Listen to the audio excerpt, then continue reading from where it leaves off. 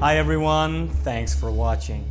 If you enjoy our shows, please like our videos and subscribe to our channel. And remember to hit the bell for notifications. And you can support us via PayPal, Patreon, Bitcoin, and through our website, ageoftruthtv.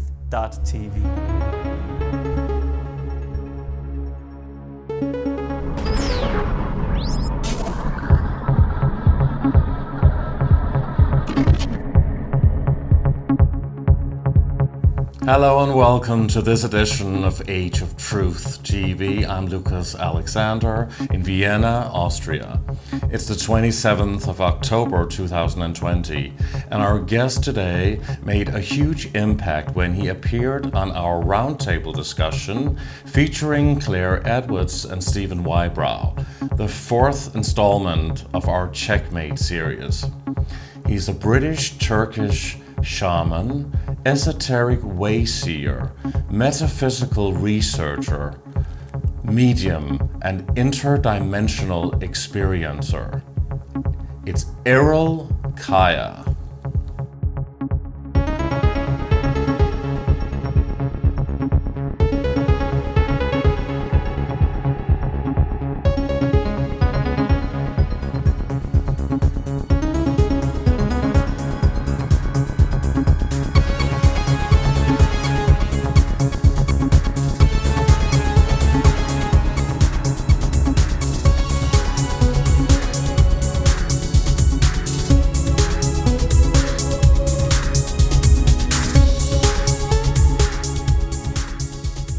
I am here with ERIL Kaya. Welcome on the show. It's wonderful to be here with you in Vienna, Austria. Thank you for having me once again, Lucas. Pleasure to be here. You were on our recent roundtable discussion with Stephen Wybrow and Claire Edwards, which was the fourth installment of our Checkmate series. And you said something really controversial and profound. And you gave a lot of really eye-opening information there. And there are surely a lot of viewers who would like to know a lot more about you. But what really stood out and became very controversial was your take on Donald Trump. And what you said was your own experiences, what you had seen. And we will go into your entire story as a shaman, as a metaphysical experiencer and wayseer, and all of the things that you have actually been researching and been part of your entire life. But please, let's start by addressing what you actually saw and how you think you know these things you said about Donald Trump. Please remind us. Well, maybe I can pick it up from kind of where I left it in the previous interview. Yeah, there's a very dark being behind Donald Trump. And this being has masqueraded under many names throughout the ages. A different name he's been using for every age. And I identify him as Quetzalcoatl because the name of the movement is QAnon, and Q is short for Quetzalcoatl. And what is Quetzalcoatl? I don't know if I pronounced that right. Quetzalcoatl is just another name the demiurge masquerades behind. The demiurge of the Archons, the Archontic Dark Force, which John Lamb Lash talks about in his book, Not in His Image. Where he's interpreting and translating the Gnostic writings found in Nag Hammadi in Egypt in 1945. That's correct, but unfortunately it was not a significant amount of information which was found. But still, John Nash did a good job of making the most of the information, combined with his own shamanic techniques as well. Mm-hmm. And basically, it's the demiurge, which the Bible refers to as Satan. You have to go a little bit more in depth before we turn to other topics here, because there are a lot of viewers who will not be very pleased to hear this. And how dare you state something like that? How do you know this? Or how do you think you know this? I dare because I know. Because the best way of knowing is through gnosis. See, we as the human race are programmed to perceive reality from a five sense point of perception. And we're so locked into it that we can't perceive of any other means of knowing. I mean, if you know something within yourself to be true, then you shouldn't doubt it. But that could be true of everybody who has a religious belief, whether they're a Christian, a Muslim, or a Jew, or something else. I know, I think I know. A lot of people say that. I have the truth. I know everything. There are even people who say that in this field. I don't claim to know everything. I only know what I know, and I speak of what I know. But how did you come to this gnosis? There's a difference between believing and knowing. They're two different things. When you don't know something, you have to believe something. But when you know something, you don't have to believe in anything because you just know. It's an innate knowing, which is in all of us. It's just that because of the programming, most of us don't have the capacity to come back to ourselves to know what we already know. There isn't anything new under the sun which we learn. All we do is remember what we already knew. But how did you come to this so-called knowing? How can you substantiate this? I have memory of it, and the memory is in our DNA, the memory of the ages of all our experiences. What scientists call junk DNA is not junk DNA. That's the most crucial DNA. That's where the most crucial information is within that segment of the DNA. But they want to cancel it out and just say it's junk DNA. That's not true. And also, we have connection to the Akashic records as well. And through the Akashic records, we can acquire any given information at any given time for as long as we know how to do it. Some of us have this capacity to do it because we've worked on it. But majority of people, unfortunately, they're still yet to discover it. Now we will try and get to the point of how you saw this or you know this. Is it just a knowing? I mean, how can that even be something you want to state publicly like this? I don't care what people think. All I care about is putting out the information that I know of. Because at this stage, I really don't care about what people think. At the end of the day, truth has a resonance. And if it's true, then people who know, who can feel the resonance will know. There are people out there who know what I'm talking about. And that's good enough, I think, to have an impact. But at the moment, I don't think that's at this stage, there's more important things going on we should be talking about. But it's good to also talk about this stuff as well, because it's, of course, it's connected to it. Behind all of what's going on today in the world is this archontic force, and it's good to acknowledge them and talk about them. So how did you come to know this? How did you see it? Through gnosis. Gnosis. It's a knowing. It's an innate knowing, you just know. But how did you come about this? What made you go in this direction of thinking that this is what you know and feel? I mean, everybody can feel something about someone or something that doesn't resonate, but to come out and say that Donald Trump is the demiurge or a demon, that is a wild claim. Not himself. What is working through him is the demiurge. And how I know this is through my memory of my past experiences with this entity and the others which are connected to this entity. So you have a past memory and experience with the demiurge and this, and you alluded to that, and we talked about that a bit also on our previous show. Yeah. But I mean, so you feel that Donald Trump is connected to that? He's being used as a conduit for the beings to work through. And does he know that? In this realm.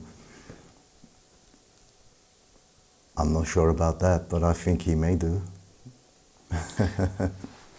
So how did you come about going into this field? I mean, how did you meet what you say the demiurge? Was this through a psychedelic mind expanding drug?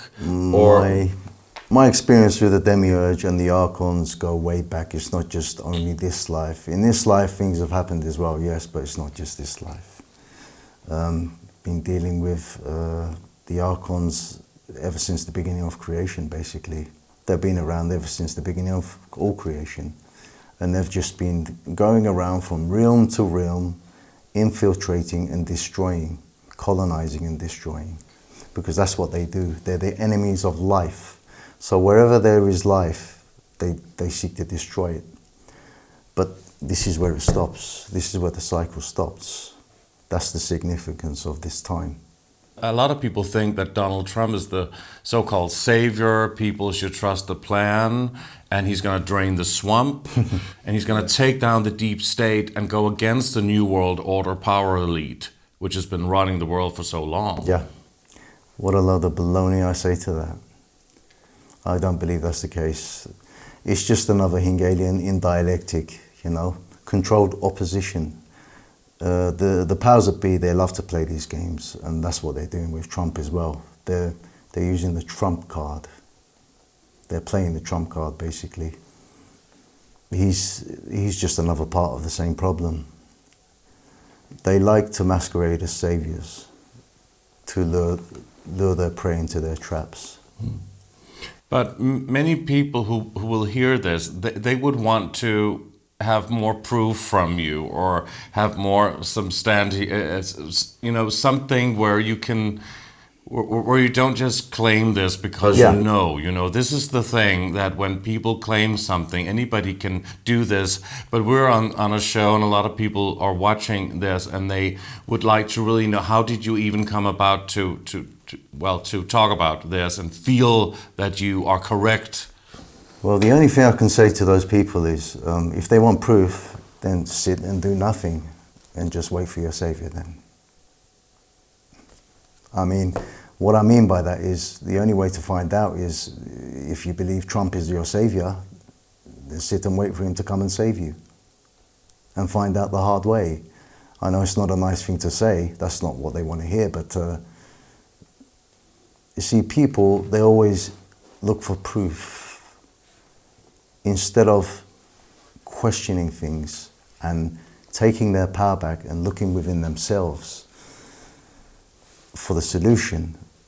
But the solution for the crisis that's happening now is not going to come from any politician, it's not going to come from any party, it's not going to come from any power structure or organization. They're all infiltrated. The only place the real solution and the revolution is going to come from is from the people themselves. So in this time, what I suggest is that people unite and come together as one, take responsibility for themselves and each other, stand in unity, and take your power back and take your lives back. Do not conform. Don't conform to these psychopaths. All of them, every single one of them are the same. They're all leading humanity to genocide. And the survivors, they will eventually connect them to artificial intelligence and turn them into robots. That's the plan. That way they're easily controlled, because you see, the purpose here is to disconnect humanity from consciousness. It's an attack on consciousness. It's to stop the evolution of consciousness on its tracks and imprisoning consciousness. We're dealing with the enemies of life here, after all. They hate life. They don't like us to have experiences and be born into realities where we can express ourselves and experience what it feels like to live. But you are obviously a shaman, and you are a so-called esoteric Wayseer. You're a metaphysical researcher as well, and you are a medium. Right. An interdimensional experiencer, and this sounds really grand and amazing. And we want to know what all of these things, what that what that's all about, and all of your abilities here, and what you have been studying and going through for a long time. Right. But you channel things. Is that true? You feel things through, let's say, having a connection with a realm above the three-dimensional realm that we operate on? Basically, the way I'll put it is I don't class or see myself as anything. Like, shaman is not a name that I would give to myself. It's a name given to me by other people. But yes, you can call it a shaman, a seer, a skywalker, whatever. But first of all, in this time, right now, I'm a human being having a human experience, just like we all are, everybody. And the things you just spoke of, we all have access to, all of us. We just have to take our power back and come back into our center selves and take ownership and begin to do the work on ourselves, face our shadow self, and then we can start to learn things and see things for what they are. You know, at the end of the day, everybody is a shaman. It's something which you have to fight for in this reality, unfortunately. You have to maintain it. You have to not lose it. You have to be responsible for yourself so you're not programmed over the process of your life. But a lot of people won't think that they're actually programmed. They think they have free will, and they think that everything is fine with the choices that they make. And they may believe a lot of the things that are told to them by the mainstream media and the politicians and history books and everything else. But you're talking about another realm. You're talking about an interdimensional realm, a realm above the physical. And you receive messages, and you went through a lot of, of course, as a shaman, you performed a lot of shamanistic rituals and ceremonies. Yep. You have experimented with mind-expanding drugs or medicine, as you call it, but also you've done meditation. And where do you get these messages from as a so-called medium? We're all different expressions of the same source. So once you tap into yourself, you tap into your true self, you tap into your true source, which is your true state before you come into any physical expression of reality. And that's where all the answers are. That's where all the answers come from. That's where the gnosis is and the knowing. That's where it comes from. And you refer to most people not having access to this because of the programs. Yes, because of the programs. The program, that's the power of the program. And that's the purpose of the program. That's why they program us from birth. That's why the enemy programs us from birth, so that we never have access to these tools. So how did this begin for you? How did you discover this? Did you know that you had these abilities since you were a child? And how did you receive these messages? Well, I suppose with me it was, I had them when I was a child, and then obviously parenting, it was still there, and then school began, the programming began, and slowly began to fade away. And obviously during the teen years, because of the hormonal changes and everything, the hormones become active, you completely lose it. And then after the age of 28, 30, it begins to come back. In my case, that's what happened anyway. And then since then, it's just got more intensified, the remembering. From what? From this life or previous lives? My history, past lives, all lives, most lives, yeah. And I can track myself back to the beginning, before the source of all things decided to experience itself, basically. The source of all things. Is that what people call God? Christians call it God, religious people call it God, yeah. I mean, if that name sits well with you, then call it God. But source, God, origin. Force of the universe. The force of not just this universe, but all universes, all realities and creations. So you remember something before Source, you say? Before Source decided to play this game.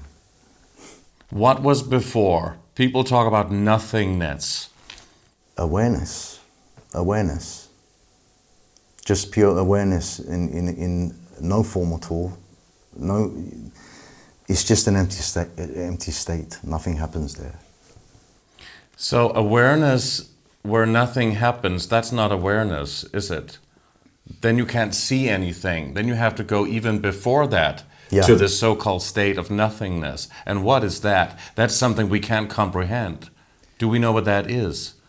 You only have awareness of yourself in the form of a pure being, but you have no form. But you're not a being yet, huh? But you're an awareness. You're a consciousness, a state of you know, you're aware of yourself, but not as a human being or any form. So that's the state after nothingness, huh? Because nothingness has to explode. It's a paradox. You're a paradox. And even now we are a paradox. We're very unpredictable. Even in human form, we're unpredictable, and that's what the enemy fears. We're maverick. And we carry forth into this realm the attributes of the Creator, the Prime Source. So you remember as far back as what you call awareness, and how did you get those memories? How did you retrieve them? Through a shamanic ritual? Yeah, shamanic ritual. I work with ayahuasca a lot because my ancestors used to work with ayahuasca, so I carried on the tradition this lifetime as well. Also peyote, which my North Indian ancestors used to use to do ceremonies with as well. What do you do? What is that ritual? What happens? It depends on your intention, what you ask for, where you want to go to, how far deep down into yourself, how far back into yourself you want to go. It can be difficult for a lot of people because they're not prepared to look in themselves, because when they usually do, they find a lot of darkness, but that's the way through to the source. So you found a lot of darkness when you went and you did your first ayahuasca experience. Absolutely, absolutely. And you come from a British-Turkish family, and you are a second generation, or you were born and raised in England, huh? In London. Yeah, that's correct. I was born in London. Parents are Turkish Cypriot. From Cyprus. From Cyprus, North Cyprus. I lived in Turkey for 10 years as well. So you speak Turkish as well? I speak Turkish too, yeah. Uh-huh. So, and then you decided what? Was it because you had some traumas or something that you wanted to go to this level of awareness, trying to actually... This is a bold move. I wouldn't say trauma. I chose this way of life. I didn't consider marriage, reproducing, having a family and playing that game. Not that there's anything wrong with it, it's a sacred earth duty. But in this time, I just knew that I wasn't here for that, because I knew that I was here because there was a really big problem. And the problem has arrived on the doorstep today. And you're talking about the COVID-19 coronavirus world crisis. COVID-19 is just the cover name, yeah. It's not the real problem. COVID is not the real problem, you know, this coronavirus thing. These are just stepping stones and moves to cull the population, 95% I'd say, and microchip the survivors, turn them into robots. First of all, sedate them through vaccinations so that they don't receive the upgrades coming in from the galactic core. It's a hijack of consciousness, as I was alluding to earlier, basically, because they are the enemies of life and they're against life. And within their own delusion, they think that they're going to be successful, but they're not going to be successful. So you did your first trip, how old were you then? Your first ayahuasca experience, and decided to become a shaman. Did you first attend a ceremony before you decided to become a shaman, or were invited to become that, or I don't know how that works? I had the calling. See, the plants which you have used before in your previous lives are embedded within your DNA, within the memory of your DNA. So the plants, they know who you are, they recognize you, and they usually call you back. So I had a calling. I had a calling to go to Peru to see the Shipibo tribe, which happens to be one of my past life tribes. So I started working with them again with ayahuasca, and I had a lot of remembering coming through when I was working with ayahuasca, and a lot of groundbreaking work through ceremonies with ayahuasca and the Shipibo tribe. Who introduced you to ayahuasca, or that it actually existed? Nobody. I had the calling. I just knew I had to go to Peru, and I was guided to the right people.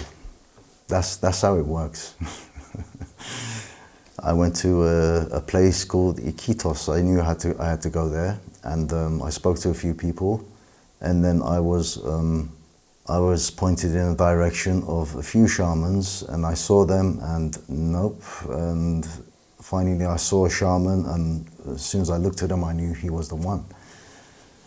It was like recognizing somebody you know, basically. Someone you've never seen before in this life, but you know them.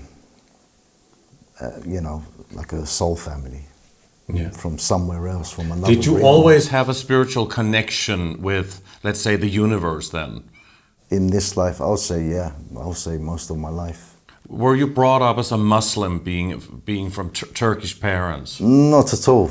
The family were never religious, so I don't really come from a religious background. So you didn't have the religious programming? No, I never had any programming, really. I never fell for the program trip because I knew what it was. Even in school, I was a failure because the way I used to complete exam papers was like, yeah, all right, this is the answer apparently according to this, but how do we really know? And obviously, they used to fail me for my sarcasm because, you know, they didn't like that sort of thing. Because in school, you have to conform. You know, you have to give the direct answer. They need to program you, you know. So were you, let's say, a tough kid as a child? There was a time I was soft as well, yeah. Tough or soft? Soft. There was a time I was soft. I felt I could see life from other people's point of view. I could, empathic, let's just say. And I used to care for people. So people used to take advantage. But then I smartened up to what was going on, so I took my power back. So did you become like a tough guy, like a bully, or get into fights and stuff like that? No, never a bully. That's for the weak, you know. Why bully? It's not about that at the end of the day. But yeah, I was a doorman for many years as well, a bouncer in a nightclub, or nightclub should I say. So I've done things like that as well. And now I would describe myself as fearless and a strong person. And you've also called yourself a dragon slayer, huh? Reptilian slayer, yeah. That takes a bit of a tough guy if you want to go in that direction. Not a lot of people would take on reptilians, huh? It's good that you brought this up because I would like to speak to them directly. I would like to speak to the enemy directly. Wow, so just before you do that, that sounds really like something we would like to have on our show. Right. But before we go into that, please just say, I mean, okay, reptilians, we've heard a lot about them, and I know that you have, you can really talk about alien life and extraterrestrial beings, interdimensional beings, creatures from other worlds visiting Earth and maybe not. Also some of them, and you've even seen some of them, and you've also seen UFOs, you have said, right? Right, yeah. So we want to also go into this field. I know we're jumping a little bit, okay. but to go from being a tough guy to actually, and you've said this about yourself, being a dragon slayer or a reptilian slayer, Please talk about these alien races then, because this will interest a lot of people. How do you know that? Is that also something you acquired, the knowledge you acquired through research, or was it from experience? Well, I'll say there's a time for slaying dragons, and there's a time for loving and caring and nurturing, and there's a time for everything.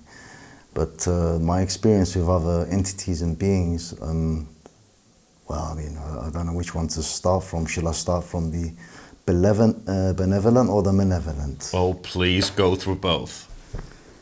Are we talking about beings that are present here on planet Earth, or visiting planet Earth, or from other star systems that we hear about? Well, that's a good place to start, because yes, and especially now within this time, we will be experiencing more friendly beings coming closer and closer to the Earth and surrounding the Earth. But they're not allowed to intervene. These are light forces. They're not allowed to intervene yet, because that will be disrupting the human experiment. And that's not the point of this experiment. They're not allowed to intervene, basically, until the human race takes responsibility for itself, wakes up, shakes itself up, and stands up. And then that will give them permission to step in and stand behind us, with us. How do you know about these beings? Is that something you've been researching, or have you experienced some of them yourself? I don't really research, because the information is everywhere. But what good is information if you don't know what to do with it? I mean, as John Lash says himself, you could have all the evidence and the clues in the world, but they won't mean anything to you unless you know what the crime is which is being committed. It's not from research, it's from direct experience where I'm coming from. Well, I know for sure that they have one of my bodies on a ship somewhere. I don't know where it is. It's on a ship, and I have access to this body. Sometimes I can go back and I can transfer my consciousness from this body to that body and become conscious on the ship. So your body is on a ship? One of my bodies, yeah, is we don't have just one body. How many bodies do you have? We have different versions of ourselves in different realities, in different dimensions, if you will, whatever. Parallel universes, is that what you mean? It's the consciousness. At the moment, I'm conscious of this version of myself on Earth, because my mission is here. And when the time comes, I'll go back to the other one. But it appears that when I go back to the other one, I'm always like, they don't want to reveal much information to me. They keep telling me that my duty is here at the moment. So who says that? Who's saying that, or giving you those messages? My other family on the other side. And where's the other side? Is anywhere and everywhere. We have access to everywhere there. I mean, well, at least they have access to everywhere there. And who are they? Well, they're beings just like, you know, they may look like you and me, humanoid. Some of them may look like insects, some of them may look like, I don't know, you know, but they're all humanoid, most of them. But have you seen them? Yes. So what have you seen? There's a huge battle taking place at the moment within quite a few realms, quite a few timelines. And what these archons have done is they've invaded and infiltrated many of these realms, and they've taken control of many planets. And what the light forces are doing of constantly flushing them out at the moment. And this has been going on for a very long time. And now, this timeline, this reality is being infiltrated as well. So they're doing it here as well. They're doing the same thing here as well. The archons? The archons, yeah. Not the reptilians, as you talked about before. Well, that's the same thing. Same thing. So how is that the same thing? If an archon is described by the Christians as a demon, and Muslim as the jinns, and the African tribes talked about the chitahuri and other descriptions of these soulless interdimensional beings that are not physical. But a lot of UFO researchers and people that have spoken about these alien entities, such as reptilians, for a long time, they talk about them being mostly, at least, physical, from the Draco star system and maybe other star systems as well. I mean, at least in that. They're all describing the same force. Call them archons, call them demons, call them jinns, reptilians, they're all the same force. But they don't reside in the Draconian constellation at all. They're actually quite local. They've been here since the beginning. However, it's interdimensional interference. Sorry, it's interdimensional, you see. They're just outside of our physical perception, you know. But they can see us, we can't see them. Some of us can see them. Some of us who are tuned into the vibration and the frequency can see them or even interact with them. So they can actually look at us, but we can't see them. That's right. That's gonna make a lot of people a bit paranoid, huh? Well, but they'll never get undressed again. They're in our solar system. They're in our solar system. The reptilians, some researchers of, who's into, alien entities and ufology, talk about the archons as spirit beings who are able to inhabit the vehicle, the body of a reptilian. So how can it be the same? Isn't it the same as if an archon invade or possess a human being, and they can also possess a reptilian being? We're dealing with dark spirits here, yeah. They usually take on the form of reptilian. So they take on the form, but it's not necessarily... not necessarily reptilian, but that's their favorite theme, yes. So an archon can take shape, can take form, and present themselves as whatever they want to be. Humans even, they can even use human cloaking. So they can manifest in this physical realm. They can't directly come into this physical realm. The energies don't support them. So what they do is they hack into the minds of certain people, and they use their minds to possess them and use their bodies as vehicles. Is that what people refer to as, called psychopaths? Well, you have human psychopaths. It's psychopathy. You see, it can manifest in humanity naturally as well. It's not a common thing. It's not. It's unusual, but it happens. And I suppose, yes, it does come from the archons as well, interfering with humans and human affairs. But this is beyond psychopathy. Where they're coming from is beyond psychopathy. It's pure evil. That's what they are. If I were to describe these entities, I'll describe them as pure evil. And when you're in the presence of these entities, Christianity describes the hellish realm as it's a fiery place. There's fire, and the demons are made of fire. They're not at all made of fire. We are more fire than they are. They are the opposite. They're ice cold. They have a very ice cold, stunning effect energy. You know, when you stare into their eyes, they could freeze you and consume you. Not everybody can stare into the eyes of these beings because they can easily be consumed by them. Is that how vampires are described, even though they've been romanticized a bit, if that's a word we could use here? I mean, they look often look good and have a certain expression and, you know, can use a lot of charm. And I mean, that's at least how they're portrayed by Hollywood and in books. Well, but the energy of sucking blood or the life force of a person, is that it's like a metaphor for these beings, or how would you describe it? That's what they do. They feed and feast on human blood and the blood and the flesh of the living. These archons. Yeah, and if they were to come through, if they were able to come through into this realm, that's what they would do.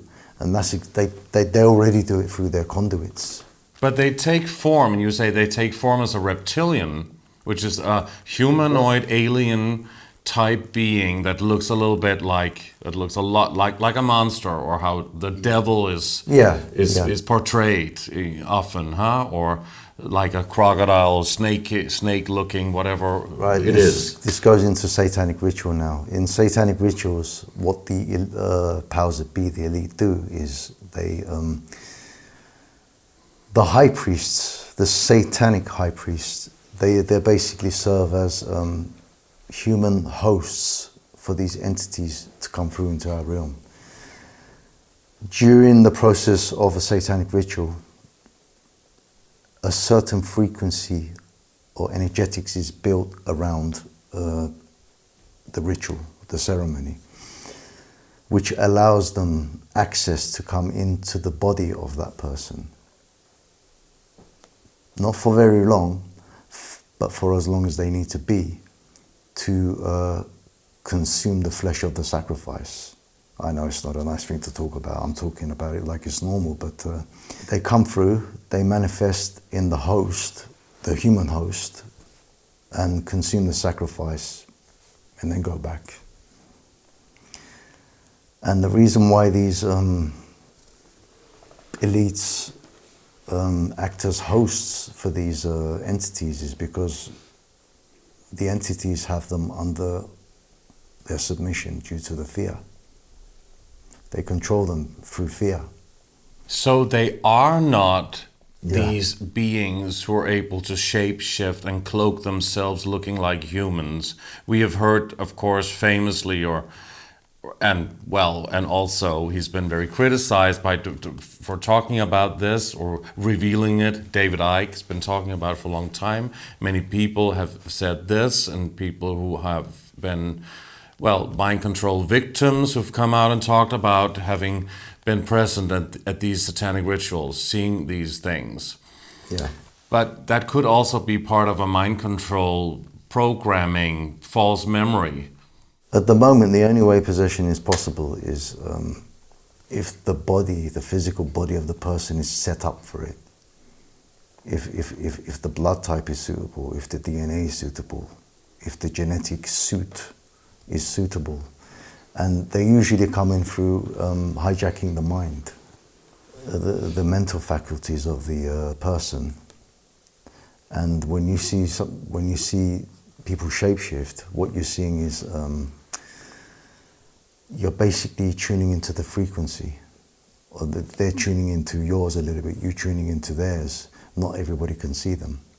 Obviously, there's different levels of possession. It depends on how well they've set up their host. There's only a minority amount of people who these entities have full access to within this realm.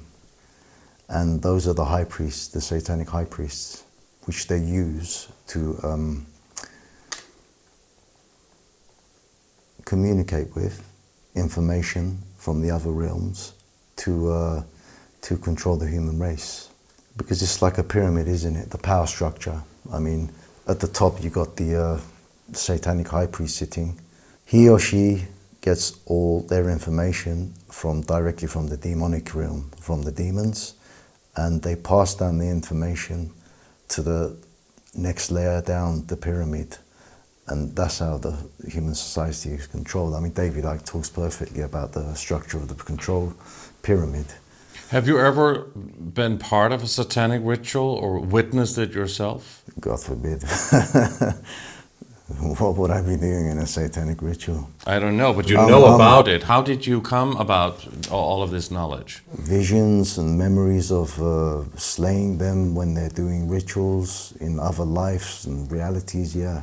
So when you talk about being a reptilian slayer or a demon slayer or dragon slayer, I think you said, what does that mean? I have a history with these beings, you know, and I've been dealing with them ever since the beginning of creation. And it's been pretty much the same story. They've been colonizing realities And there are some beings who have been fighting against them. Religion may call them angels, archangels, whatever, you know. They're just other beings. They just want everybody to get on with what they're doing. But these entities, they don't want that. They don't want life anywhere. They envy the living because they know they can't be like the living. So what they do is they thrive on turning everything that lives into what they are, making everything that lives become like them. What we've got to remember is they represent the dark side of the same force which we all come from. As you and I are light beings, they are the total polar opposite. They hate it. They can't stand it. They see us as the virus. And we view them as the virus. But we're all from the same source. It's just that they're in denial of it because they hate it. They think that they're powerful on their own by themselves. They don't believe in unity as we believe in unity. We, the living, the light beings, the life force, we believe in unity. The earth is based on unity, not competition. They believe in competition. Oh, me, I'm better than you. Whatever we do, I'm better than you. That's their nature. These experiences, were they physical experiences or metaphysical experiences? In dreams or in visions, you felt it, you feel that you know, but you haven't seen it in real life. The chief of demons, the demiurge, whatever you want to call him, came to me in my dream state, stuck his hand inside my body and grabbed my heart and twisted it. And he was putting something around it. I managed to wake myself up, and when I woke up I couldn't breathe, and it took a while for me to catch my breath back. What he did was he put an implant around my heart. Months later, this manifested, this metaphysical implant he implanted metaphysically manifested around my heart physically, and I was beginning to develop some problems. I was feeling weak. I couldn't even be bothered to go to the gym anymore, where I used to go and lift every day. I couldn't go to the gym, you know. I used to be like, oh, I'll go tomorrow. Tomorrow used to come, I'll go tomorrow. And eventually I found myself not even being able to walk down the street. I was like so slow, and I was like, what's going on with me? Got home and I just crashed in one corner and I couldn't move. And I knew what it was, but I was in denial of what it was. 2 years after this incident, I had a calling from Mother Ayahuasca to go to Peru. I just had a calling, and somebody contacted me and told me that they need to go and see a shaman in Peru. So they were brought to me, and they said to me, look, listen, I really need to go and speak to a shaman because I really need you to come with me because Ayahuasca told me that I need to go and see a shaman. And you know, she said to me, when I said, I don't know any shamans, I wouldn't know where to go. Who would I go with? Who would I see? Ayahuasca said to her, apparently, you will go with Errol. She pointed me out. So she called me and asked me if I wanted to go to Peru with her, and I said, okay. I knew what it was about. It was a calling. So we went to Peru, and obviously first ceremony is always diagnostic to see what the problem is. So we did the first ceremony with the shaman. So now there's two shamans, the Peruvian shaman doing the ceremony, and also myself. We saw what the problem was. They use humans to do dark rituals, and they may be using a specific plant. It could even be ayahuasca. And what they do is they do rituals. They take orders from the archons. They take instructions. They bring a snake, a live snake. They'll put it on a slab in ritual, and they'll ritualistically kill it and give the spirit of the sacrifice to the archons as a gift. And what the archons will do is come in your, maybe in your sleep, or maybe when you're weak, wherever, and metaphysically put the implant in your body, metaphysically, in the spiritual realm. Now, at first it won't be physical, but eventually, as weeks and months go on, this will manifest in your body in physically.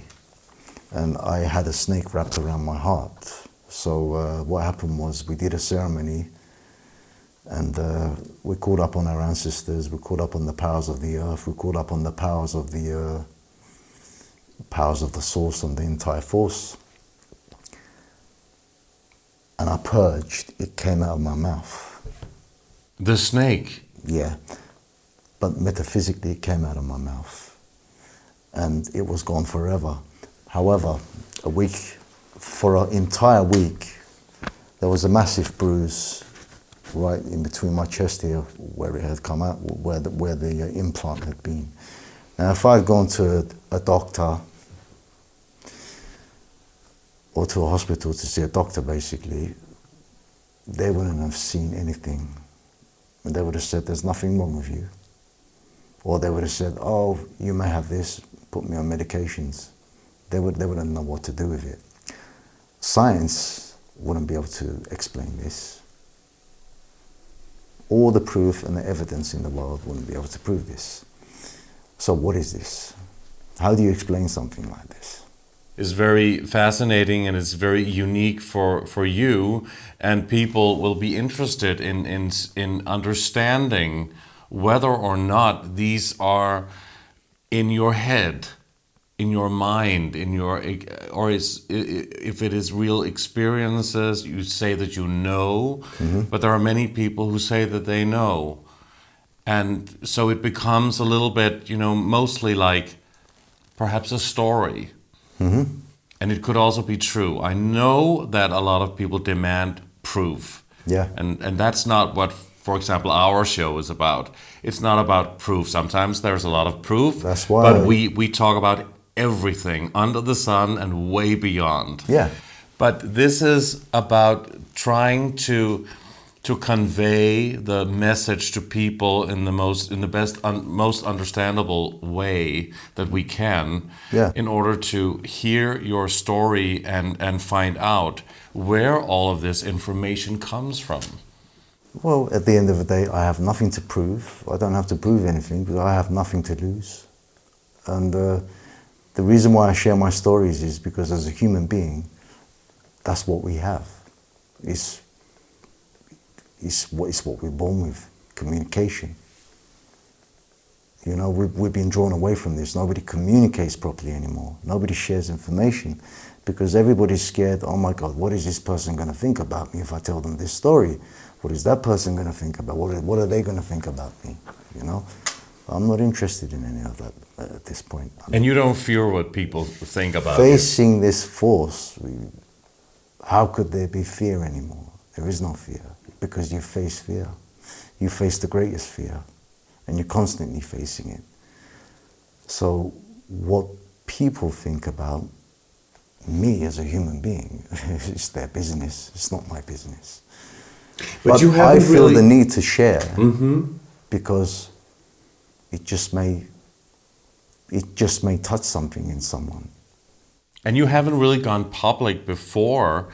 So this is actually your public, this is the public debut, so to speak. So why do you choose to talk to me about it and come out now and share your story? The question is, did I choose or did the source choose? Well, the answer is, I chose because the source chose. The source chose because I chose. We're one and the same thing. So now it's time that we talk about these things. That's why we're talking about these things. We're brought together to talk about these things. I didn't know I'd be coming here to Age of Truth to talk about these things. But I just surrendered to the process and trusted that this is the right thing to do right now. And I was brought here. And it is a very crucial time Yeah. we are in at the moment, absolutely, here in late October 2020. This has been a very unbelievable year for all of us. This is a global situation that nobody would ever imagine that we would all be Exactly. facing, and which was originally what brought us together as well to talk about this. But understanding this incredible journey that you've been on and going to all of these realms, you also talk about these alien beings. We didn't really get to cover a lot of it. How do you you talk about the benevolent ones and the malevolent ones. Please try and mention some of that. Who are the malevolent ones and who are the benevolent ones? Most of the forces are good. There's only one enemy, and that's all it takes. That's all we need. The entire creation has only one enemy in common, and that will be the archontic force, which would be the dark side of the force. The good forces, they're everywhere. They come from everywhere because there are many creations in many different dimensions. Some dimensions are lower density energies, so they're less physical, and life is different there, obviously. The energetics there are different, and the feelings and the emotions there are different. You know, there's no bad intent, for example. Everyone gets along with each other, and they don't know of evil. And there are realms like Earth, for example, where we get to experience all the energies, you know, from good to medium to evil to pure evil. And that makes Earth a very special place. So a lot of beings from other dimensions and planets that reside on other dimensions and realms have a lot of interest in planet Earth, in the sense that they have a lot of investment within planet Earth, in the sense of they have a lot of seeds on planet Earth. So it's within their interest to take care of their investments, which are their seeds. They plant seeds, they grow, and they see the outcome, and they improve the quality of their products. I'm talking about the library of the Earth, like the species of the Earth. Most of them are seeded by many different civilizations from all across creation. And can you mention some of those civilizations or species, races? Well, there are quite a few. There are many, but the ones I'm familiar with and I have a close connection to is Lyrans. The Lyrans. The Lyrans, yeah. From the Lyrian star system. What is it, Lyrian or Lyra? You hear both. Lyra, the Lyrian constellation, yeah. Lyrans. I just call them Lyrans. Mm-hmm. And that's where we get the lion from, you know. They're the seeders of the big cat families. So they are the ones that look like humanoid cats, or what? Some of them have lion heads, tiger heads. Some of them have wolf heads. But wolf heads? And they're furry as well. They're furry as well, but they're humanoid. They're very loving beings. And they're very evolved in terms of intelligence and understanding and technology. Understanding and wisdom, yeah. I thought the Lyrans were human-looking beings, the Nordics, or, I mean, some people also talk about the Pleiadians. Yeah, there are the Pleiadians as well. They look more human. So talk about these insectoids, or that military description, isn't it? It's praying mantis, they're referred to as well, you know, very evolved beings. Some people also say they're quite ominous. Some like to demonize them, yeah, but no, they're good beings. They're good beings. It's just that they are disciplined. So, you know, when you're disciplined, you're structured, and some people see that as like a form of control. So they see them as controlling beings, but no, they're not. They just know how to get things done, but they're very loving and they're very caring. What are your experiences with them? How? How did you have experiences with the insectoids, praying mantises? There are fleets and there are starships these entities occupy. And it's a mix of civilizations, really. It's not just insectoids or lyrans, or there is a whole unity of beings coming together right now to work together to get rid of these parasites. Is that what some, especially in the, maybe more in the esoteric or New Age movement, refer to as the Galactic Federation of Light? Yeah, that's right, yeah. We have a relationship with them, you know, we have a connection with them. And it's only understandable that it's also in their interest that we do well here on planet Earth as well, you know. I mean, look at the way the world is right now. It looks like it's going downhill. What am I doing here? What I'm doing here is simple. I came here to change that, to make a difference. Wherever there's a problem in creation, any part of creation, any realm, I like to go there and help solve the problem. What you're saying now sounds a bit like you see yourself as a savior. No, not at all. Because I'm not alone. There's many, you know?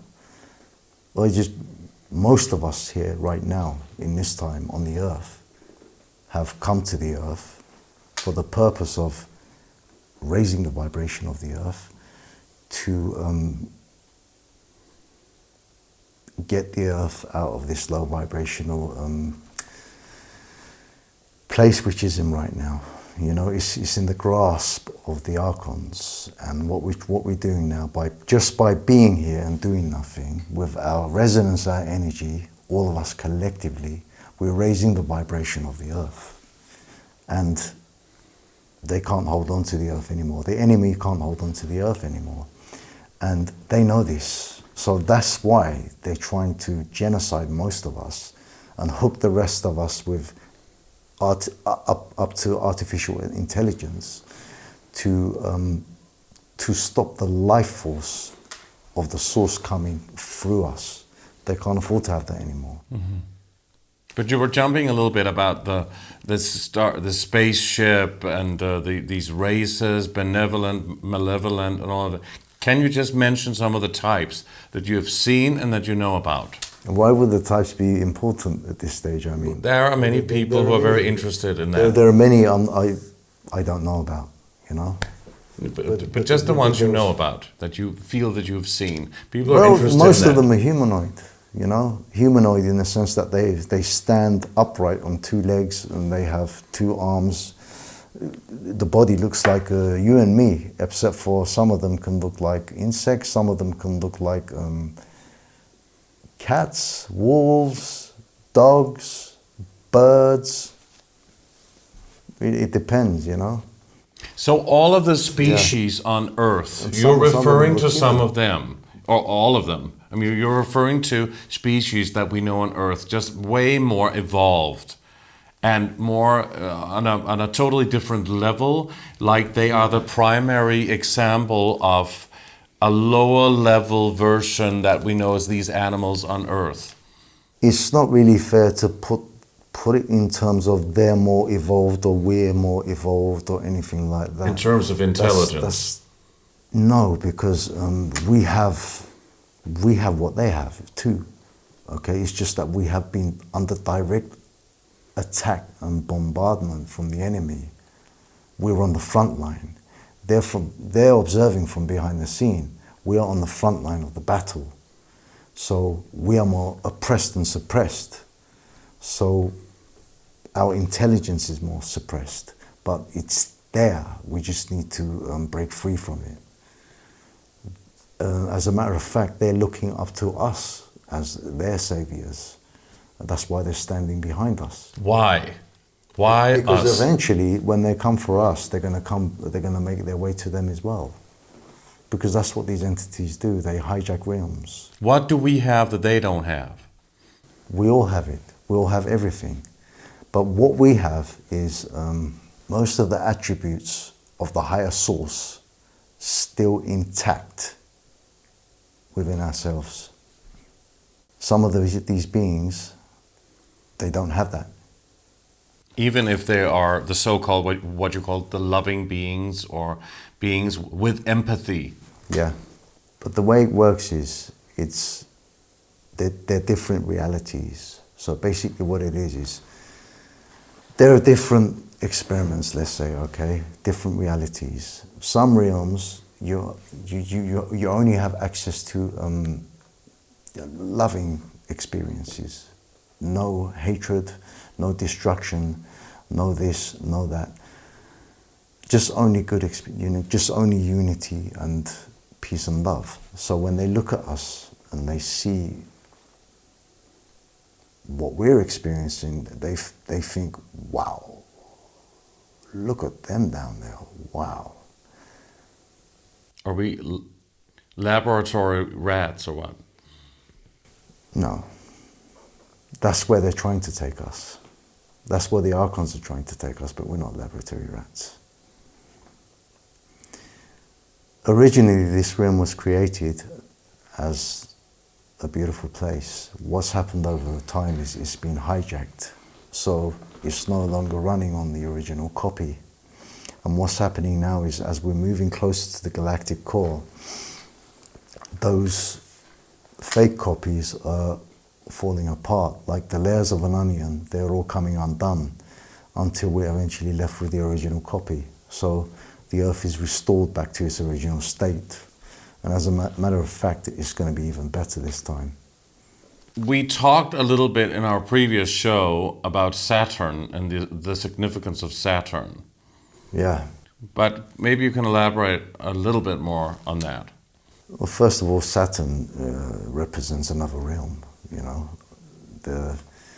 It's been hijacked and it's been used to bombard frequencies towards us, which doesn't sustain life here on this planet. And I think that's all I can say about Saturn at the moment. So who created those that energy or that beam or hijacked Saturn? It was the doing of the Archons. And the Archons are described by the Gnostics as soulless beings. Well, by the Gnostics, they're described as an anomaly, an accident. But that's only according to the text, to the limited text that has been found in Nag Hammadi in the 1940s. But that's just a small fraction of the intel. So we don't know what the rest of the intel carries, you know. But according to my knowledge, I would say the Archons go way back, even before the creation of the Earth. Because they were there from the very beginning of not just Earth, but all creation. But if there's a force that is good, that religious people refer to as God, of course, why would they allow these Archons to be here? Well, are we allowing them to be here? People don't know about them. They can't see them. Everybody wants physical proof of everything, and so they can't see. And what you can't see, you can't really justify. And you can't deal with, and that's the problem. But eventually, everybody will see, and then they will realize. You see, it's an insidious force. They hide behind cloaking. But why would they be allowed by an all-loving source, God? It's not that, it doesn't work that way. The source is source, okay? It just is. It's not good or bad, it just is. It's an awareness. However, when this awareness comes into physical experience, into life forms and creation, when it starts playing the game of creation, it has to splinter itself into different aspects of itself, into different experiences. And each aspect of itself is made to not be aware of other aspects of itself. Basically, the source likes to play the game of separation. And the reason why it does this is to see how far it can go before it eventually begins to lose itself. So that's why it's also installed a fail-safe mechanism within itself as well. So that if it ventures out too far, then the fail-safe mechanism kicks in, it comes back to itself. So we're in that time now where everything is coming back to itself slowly. Everything is being called back to source. So when we talk about this, we talk about dualism and polarities, really. Yin, yang, black, white, day, night, and even the masculine and the feminine. Mm-hmm. Well, that's the nature of the source. It's everything. It's all potential. So good and bad needs to be here, you say, really, or what? That's what it is. But it has to be balanced. That's the purpose, is to balance itself. But we would like to get rid of the bad, right? That's the wrong approach. What we have to do is call them back to ourselves and show them who's the boss, show them who's in charge. So shine the light into the darkness. Shine the light into the darkness, call the darkness to yourself, to integrate it back within to yourself and to own it. That's our job right now, is to shine the light into the darkness.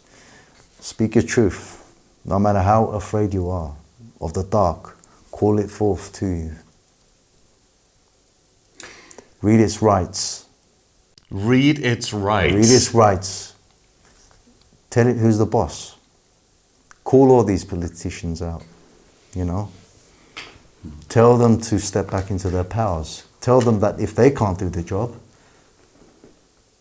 to step down. Tell the doctors to do what's right. Tell the police to do what's right. Tell the technocrats that we're coming for you. You either stand down or we're coming for you. Call them out, all of them, for what they are. Expose them.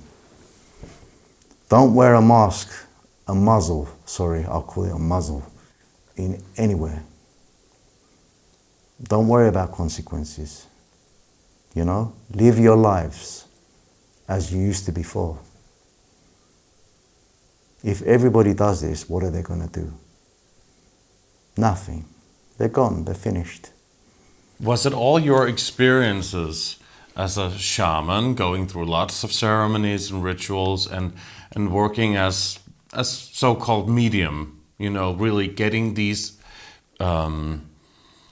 messages from elsewhere, and knowing you talk about, it's difficult to pin down exactly what it is, but you have a sense of understanding and seeing things, and you've also seen things in real life. But do you know the difference between what is an illusion or a dream state or real? It's not difficult to discern what is real and what's not real. However, there's a problem of the archontic hijack. They like to hijack our dreams and influence our dreams.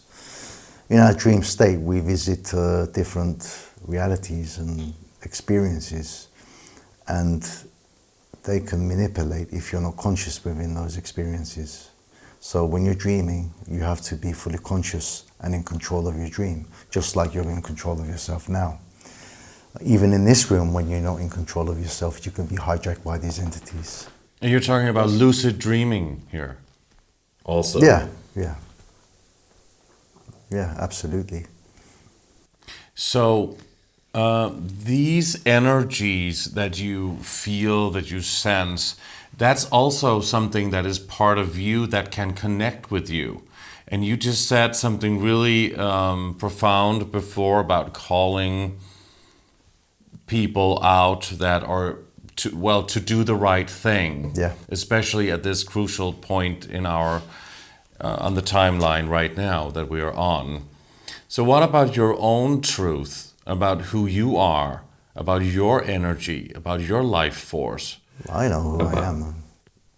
How would you describe yourself as a man? As a human being? As a human,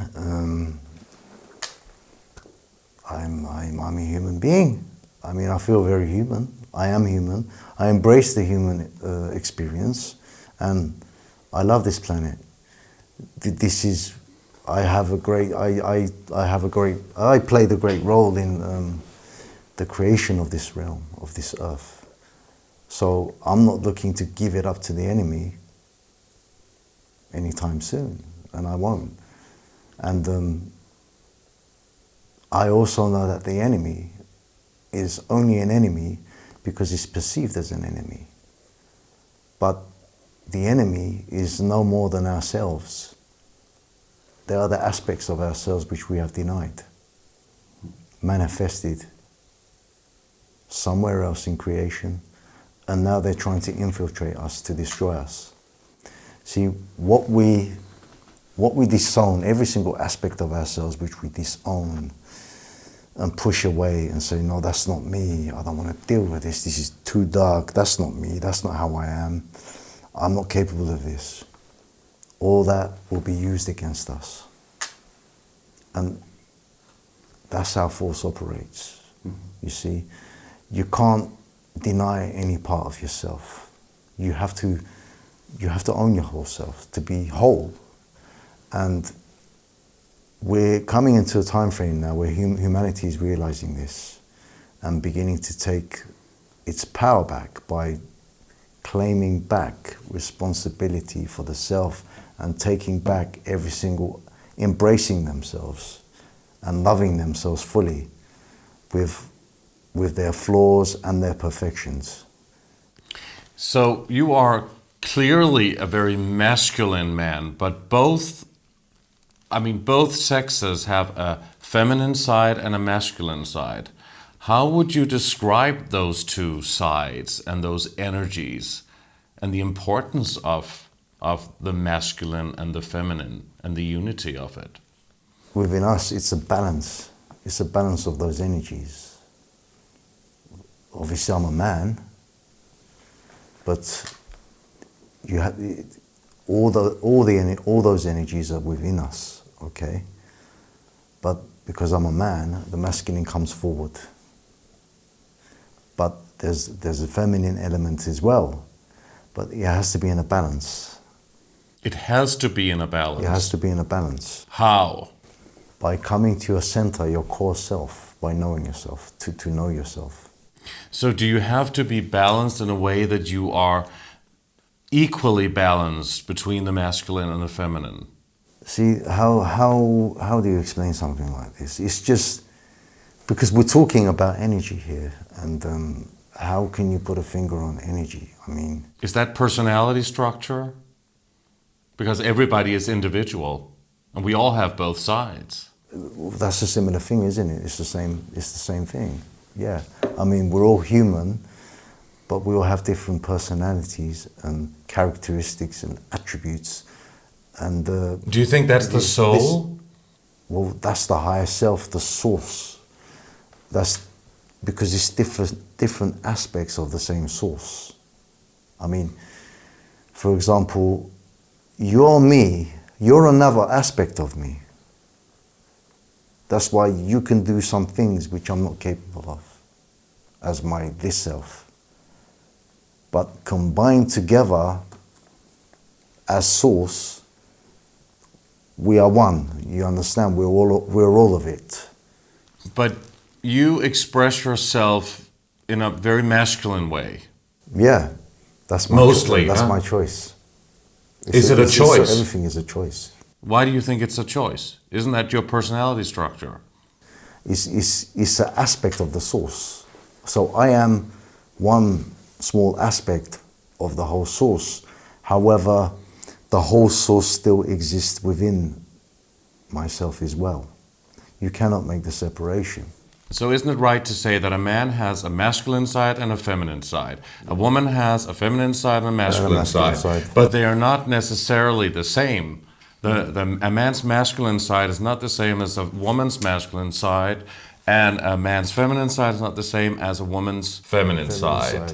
No. Yet it can be when we talk about Yes. sexuality, for Yeah. example. Yeah. Well, as I was saying earlier, the source itself is a paradox. So everything is a paradox. We are a paradox. So when you try to make sense of it in on physical terms, using your physical intellect, you really don't know what to make of it. It doesn't make sense, because the way energy works is it's free flowing, and it decides where it wants to go and what it wants to do. Energy goes where attention flows. So where's your attention? Your attention is, I'm in the physical suit of a physical man, and I'm a man. Or I'm a woman. I'm in physical woman. I'm a woman. But we all have sexual desires and, and a sexual drive, and that's every day for most people. Yeah. You know, there are people that deny it or devote themselves to a religion, and then they don't have it. Or monks and nuns and what have you. But this is something that is ongoing. It doesn't seem to end. Yeah. This drive all the time. Sex and sexuality is a normal part of life. Sex is the basis behind creation. Is sex? Sorry, it's a sexual energy. The energy behind all creation is a sexual energy. It's the source. Creative energy is a sexual energy, because creation, sex and sexuality comes from having the need to create. So it's the life force that permeates everything into physical creation. Its nature is a sexual creative energy. So are you saying that Source, God, is a sexual energy? Yes, it is. It's a creative energy, it's a creative force, it's a creative spirit. But I mean, some animals on Earth at least, they only have sex or intercourse when they are when they have to breed and they want to have offspring. But humans can go on and on and on and on, and it's not about, having children, it's about desire and lust. Yeah, that's the two different things.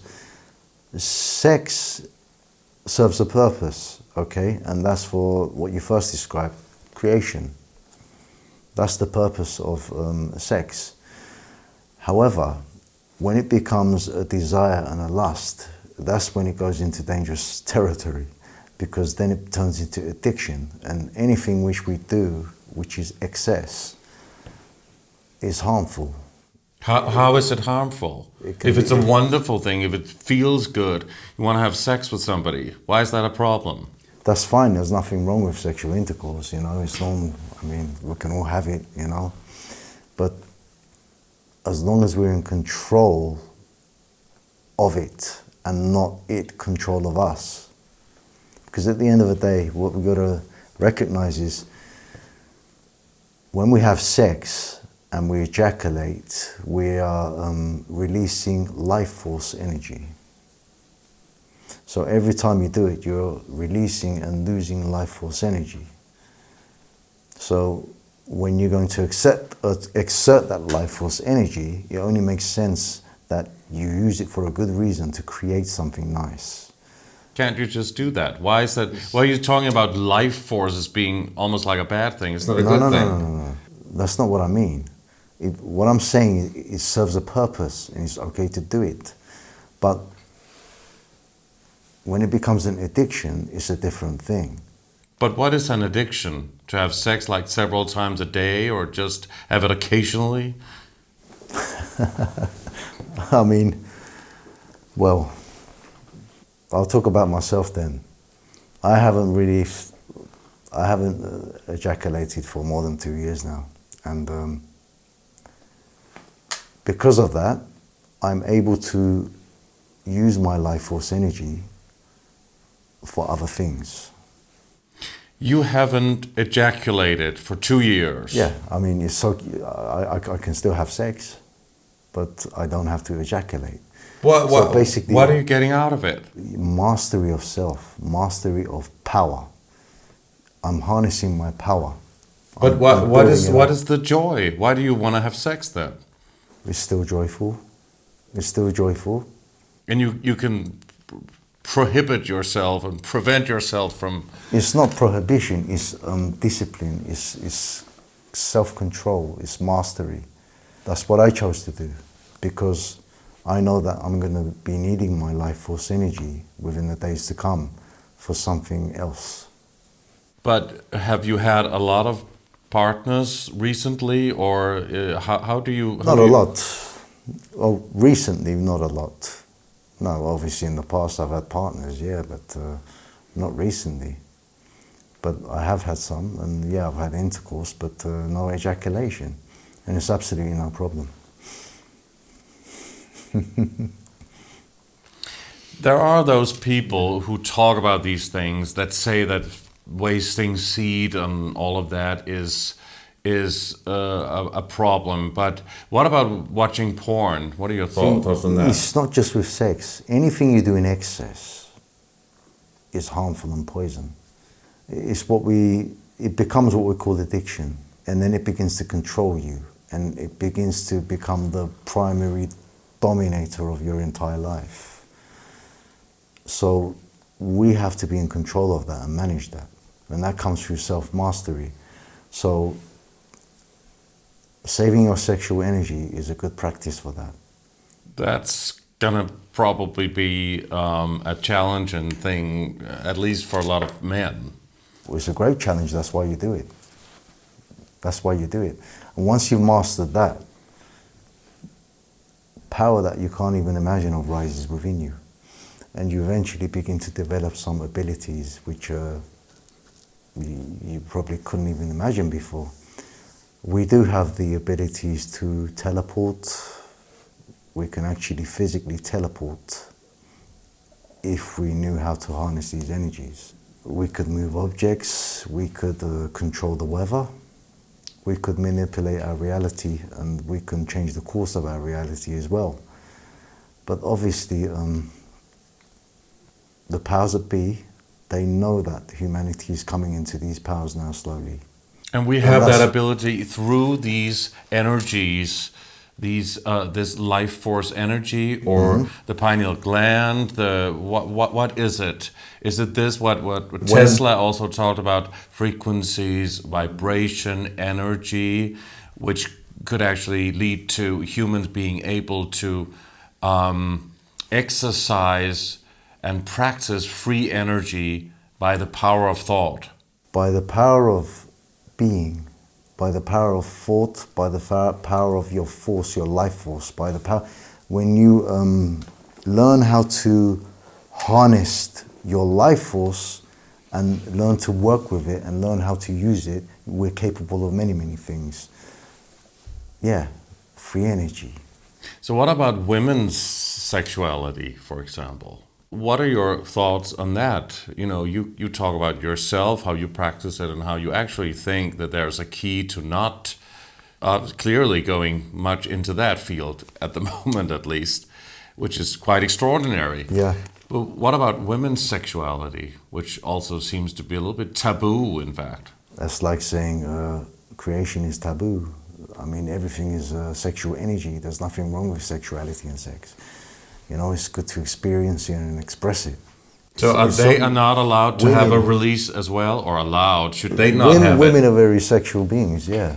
And naturally they express it. Naturally they express it. But they can also harness their energy too. But because I'm not a woman, I don't know how to do that. We'll have to ask a woman.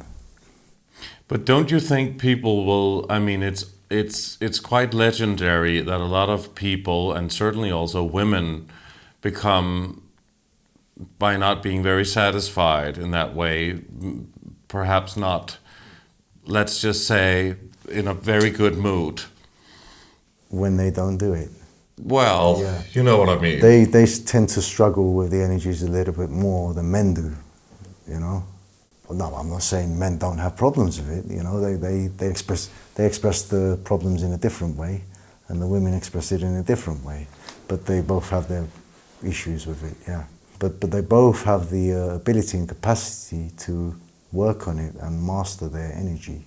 So what about people that are married and are in love, Yeah. that are together? Yeah. But people want to be. Shouldn't they have sex? Most people who are married, they only have sex for the beginning of their relationship, and then it eventually phases out and they don't anymore. So explain that one. Mm-hmm. You know, it's like we look at sex as it's something we need to practice all the time. Just because we're so entrapped within the pleasure aspect of the sex, the physical pleasure aspect of the sex, that we can't see what it's really all about. What it is energy sharing and mixing. It's merging your life force with somebody else's life force. Have you practiced Tantra? Not sexual Tantra with a human being, a woman, but Earth Tantra with the Earth. Or as John Lamb Lash will call it, planetary Tantra. Basically what this is I merge my energy, my life force with the life force of the planet, of the Earth. It's like an information sharing, a communication with the Earth, you know? A relationship and a communication ship with the Earth. She reveals things about herself to me, and I reveal things about myself to her, and you know, we have a relationship which is based on absolute respect for one another. And very few arguments, I would imagine, which you No. can have with a partner. Yeah, exactly. But now all that is changing. Relationships are beginning to change as well. But they also have an agenda, the elite at the moment, which we see also played out a lot through feminist movements and also the Me Too movement, which I guess in some ways can be good, especially if you talk about sexual predators. Yeah. But in terms of what is actually going on in the world, a lot of people, researchers in this field of truth research that we're into, talk about that this is an agenda in order to separate the sexes. Yeah, it's an agenda, it's an attack on women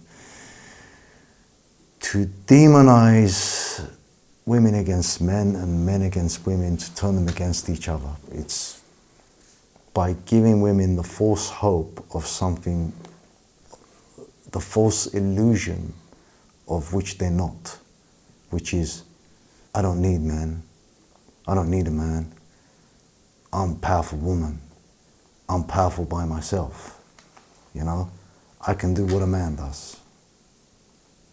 I can be better than a man. Why would you want to compete with a man? As a man, just as a man, why would you want to compete with a woman? So what happens is, then the women become toxic, okay? And then they call men out for toxic masculinity and patriarchy, okay? But what's happening is, they are behaving like the real toxic masculine.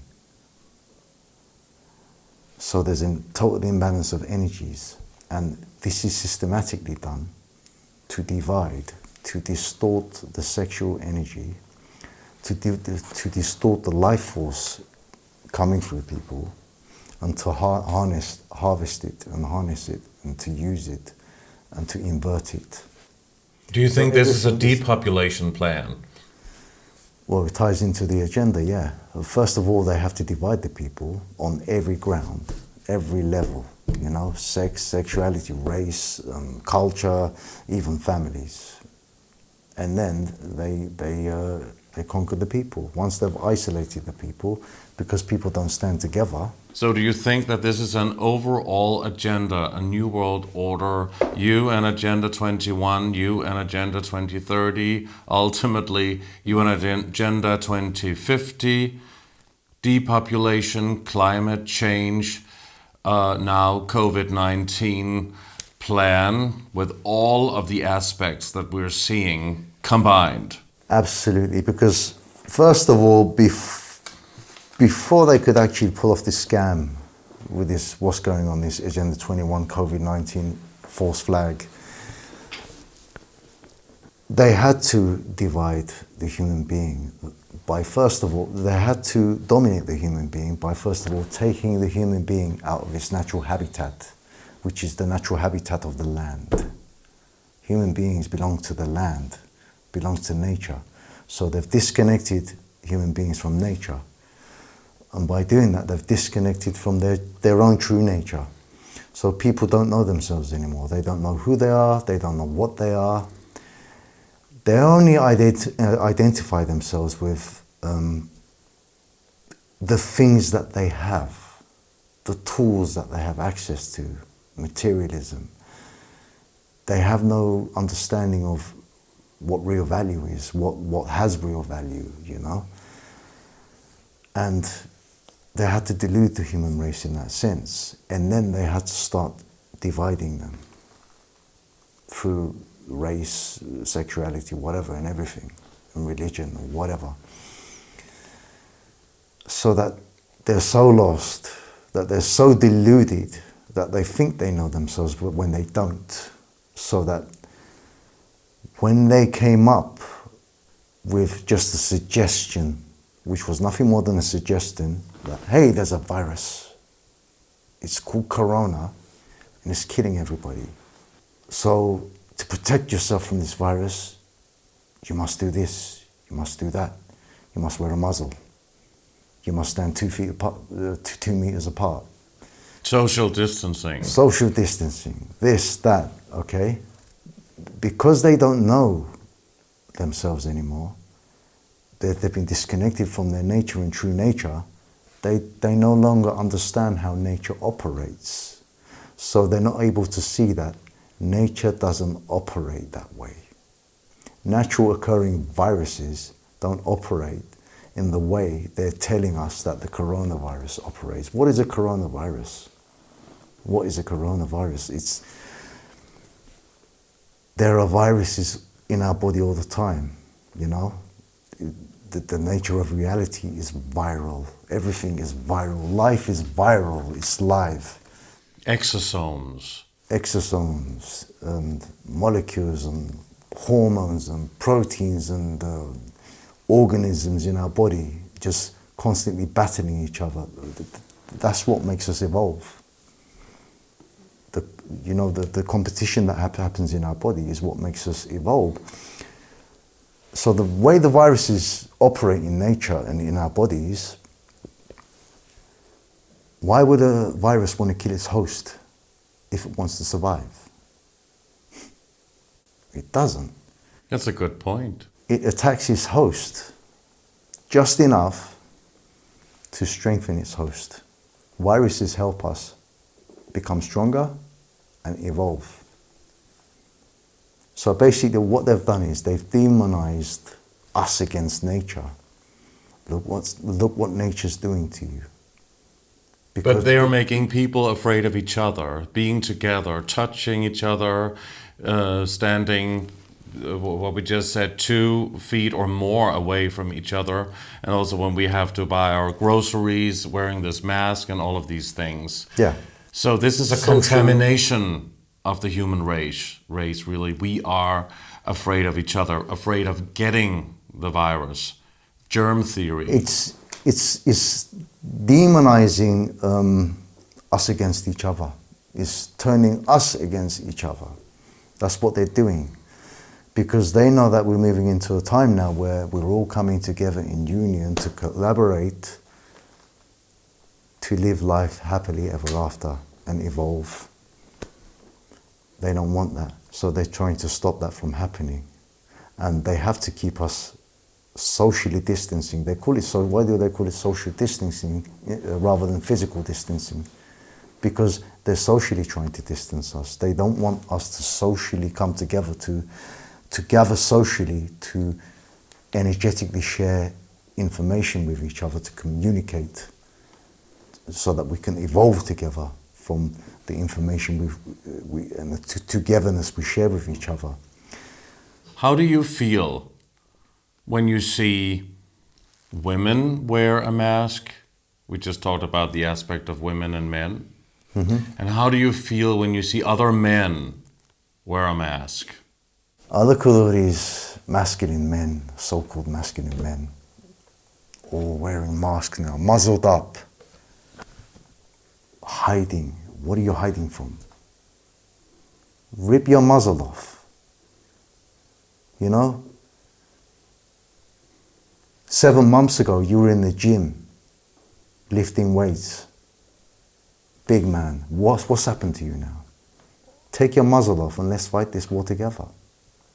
Let's stand up together. They believe what they're told and they comply. They roll over flat on their backs and believe what the system is telling them. Isn't that how it is? Because they've been weakened by the very system which they worship. That's why. And they don't realize.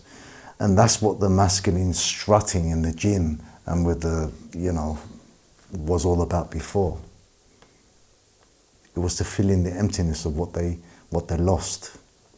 It was all a front. Society's been demoralized for so long now. So they're trying to weaken men. They had to target and come after the men especially, because the masculine principle, they knew that it would be crucial for this time, so that there isn't enough masculine men to stand up to the system, because it's they who need to come forward right now. So I call up on all of them right now. But watch what's going to happen now. They're all going to rise, because they think they've succeeded, but they haven't. There are those among us, okay, who have stayed pure and true to themselves. And the time is coming now. They're going to step forward and they're going to lead the battle, and the rest will follow. The war is, we've got this one. They've lost. And it's such a shame to see our beautiful women and our sisters all covered up in masks as well, hiding away behind the mask. It feels almost shameful now for them when they take their masks off. The mask has become just like the clothes they need to wear. They feel naked without it. That's how normalized it's become. In no time. In no time. It's been how many months now? 7 has it been? Since the beginning of the pandemic, which is what I called it. For the first time, I went on the underground in Vienna 2 days ago. And it was literally like peering from behind a glass scene into another dimension, into another timeline. Because they were all wearing masks, and I was trying to get direct eye contact with every single one of them. Not one single one of them noticed me. It's like we don't even exist. What I mean by that is they can't see us anymore. They don't see us anymore. And you were there But without a mask. we see them, of course. And they don't even see me, but I see them all. It's like they live in a different dimension, the shift of the timelines. The earth is shifting into a new timeline. And what's happening is what we're experiencing now is a split in between two realities. Imagine like a snake shedding its skin. The snake sheds the old skin and moves on, and the old skin is left behind to rot away and disintegrate, basically. That's what's happening to the old world, what I call the matrix, the system, the old earth, which is governed by the control system, which was a fraud in the first place. It's been left behind. Mother Earth has left that. She's shed that skin, and she's moved on from that. And those who have joined her on her journey are still with her, and they've moved on with her. That's why those people have no fear. That's why I can walk on into the underground or get on a bus without a mask, no fear, and nobody says anything. Nobody says anything. No, but they can't say anything. They can't. Well, if they see you. They don't exist in my... Because I'm not in their reality anymore. But many people experience people are snitching on them or calling them out or yelling at them. It's a form of bullying if people go in there without the masks. That's because they still have ties to to the matrix. They need to extract themselves fully. I have no ties to the matrix. I can easily live off the land now. I can live on the mountains. I can live in the forests, and I can easily sustain myself. I don't need anything from them, from their system. So how can the world change if a lot of people will not wake up now, or can wake up? What's happening now and what will happen more is more and more people will extract themselves from the off system.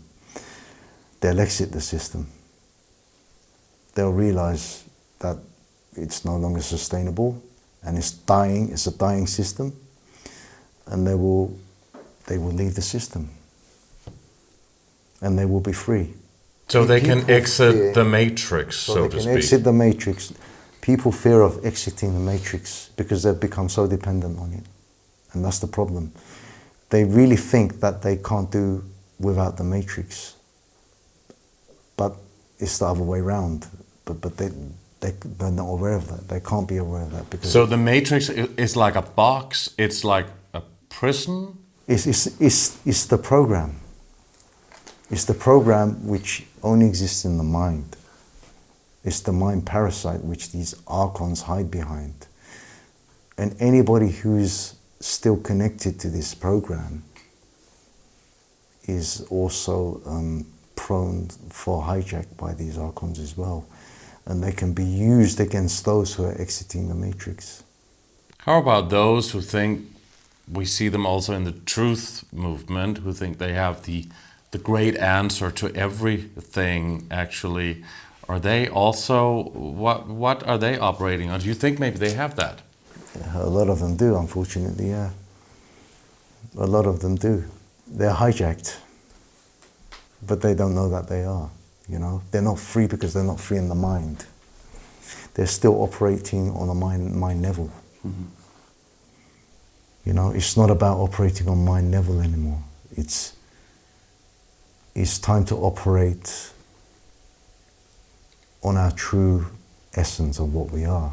Because there's still some ego and narcissism playing into this, maybe also in this field. There's nothing wrong with ego. The problem is allowing ego to run and govern you. Ego is a tool, it's a powerful tool, and it's a very powerful tool. And if focused correctly in the right direction, it could be used as a powerful weapon. But we allow our egos to run ourselves rather than we run our ego. And that's the problem. And what the spiritual movement has done, the New Age movement has done, is totally demonized the ego, or demonized us against the ego, and made us believe that the ego is the enemy and we have to destroy this ego. How can you destroy yourself? You have to own your ego, you have to own yourself. And you have to understand it and use it in the correct manner it's supposed to be used. So finally, in our remaining moments, what do you think happens to us when we die? When we die, well, it depends on ourselves. You go where you want to go, but you have to know that you can do that. Just don't follow anybody's light, follow your own light. What about the great white light that people refer to as heaven, the tunnel of light, and what they talk about, the life review that they see, and reincarnation, yeah. The karma wheel? I would only follow my own light. That's the only place to go. I wouldn't follow any other external light. But it feels beautiful, they say. Oh yeah. Near-death experiencers, many have spoken about it. Yeah, just like all the distractions of the Matrix in this life feel beautiful and comforting too, don't they? But they're all traps. So it's Follow a your soul own trap. mind. It is Follow a your soul own trap. mind. It could be. Archons have set up soul traps, yes. So they do deceive at the moment of death. So that's why it's important to follow your own light. That way you can't be misguided. You have to be guided by your own light. Turn to yourself. Don't just follow the first light that flashes at you. And by the way, these Archons, they're not going to be able to pull that stunt anymore either. Because that right is being taken away from them as well. So you can exit the Matrix. You can go to Source or to somewhere else, possibly let's say a nicer realm than this one. You can go wherever you like. You can do anything you want, go wherever you like. But first, you have to know yourself. You have to know yourself. And that's what this life is all about. Yeah, this life is about re-mastery of the self once again. Yeah, this life is about how far away from your core self can you go, from your source can you go, before you lose yourself and you're not able to come back to yourself. That's what it's about. And do you feel that you have reached that goal, or certainly on the right path to reach it? Yeah. I mean, I know where I'm going. I know what I'm doing here. I know where I'm going. I know what I'm doing here. I know why I'm here. That's why I can sit here comfortably and talk like this, you know? I'll talk like this to the enemy directly. I'll look in their eyes and tell them, you know? I'll tell them where they stand. I'll read them their rights. And that time is getting closer. A lot of us will stand up and read them their rights, and they know this, and they're very afraid of it. See, we don't have to go to them. We bring them to us. They come to us.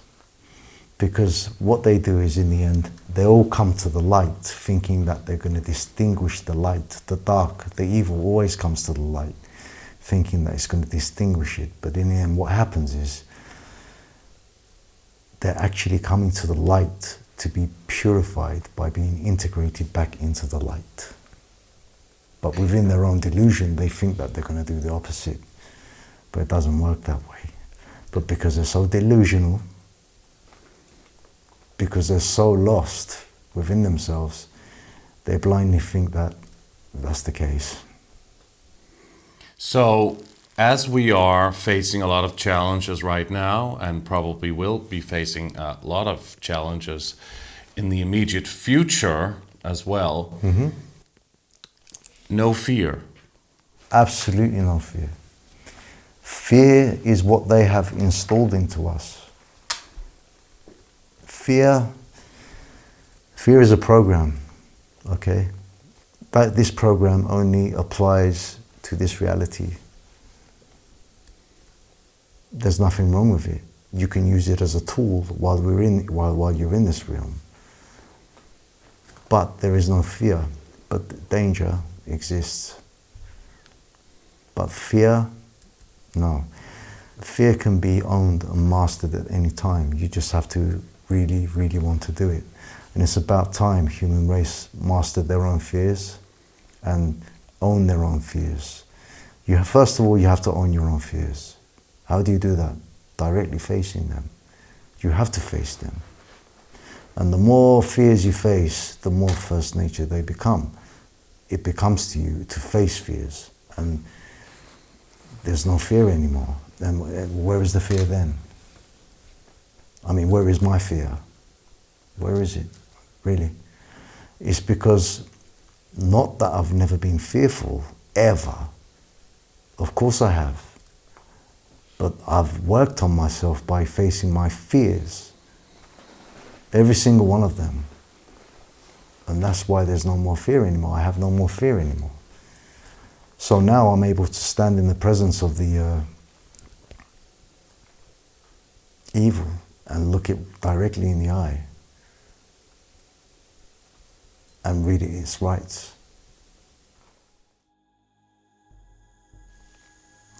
It's been really fascinating and extremely mind-boggling to have this conversation with you, and really wonderful. And I want to thank you so much, ERIL Kaya, for doing this interview with Age of Truth TV. It's been a pleasure being here. It's good to talk about these things. And thank you. People should talk about these things more. They should. Yeah. Thanks for being here. No, it's a pleasure. Thanks for having me. Thank you. Thank you. Thank you very much to ERIL Kaya, and thanks to all of you for watching Age of Truth TV. You can support us by clicking onto our website, ageoftruthtv. And please like our videos, subscribe to our channel, and hit the bell for notifications. You can sign up for our newsletter on our website as well. On behalf of the Age of Truth TV team, we thank you so much for watching, and we'll see you again soon.